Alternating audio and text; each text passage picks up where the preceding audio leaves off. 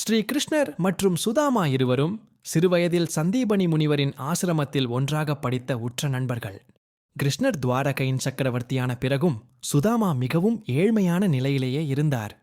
சுதாமாவின் மனைவி தன் குடும்பத்தின் வறுமையை போக்க கிருஷ்ணரிடம் சென்று உதவி கேட்குமாறுதன் கணவனிடம் வற்புறுத்தினாள். சுதாமா தன் நண்பனை காணப் புறப்பட்டார்.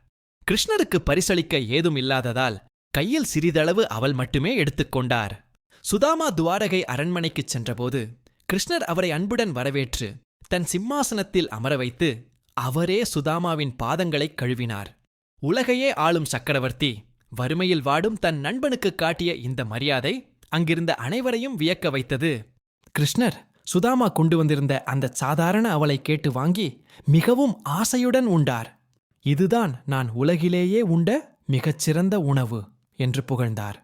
உண்மையான அன்புடனும் பக்தியுடனும் கொடுக்கப்படும் ஒரு துளிப்பொருளும் விலைமதிப்பற்றது என்பதை அவர் இதன் மூலம் காட்டினார். சுதாமா தன் நண்பனிடம் எந்த உதவியும் கேட்காமலேயே திரும்பச் சென்றார்.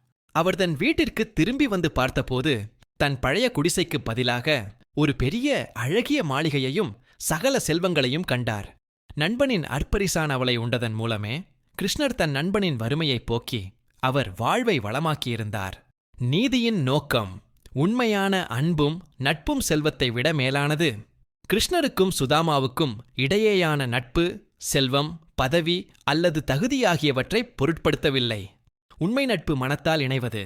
மற்ற காரணிகள் அதில் முக்கியமில்லை.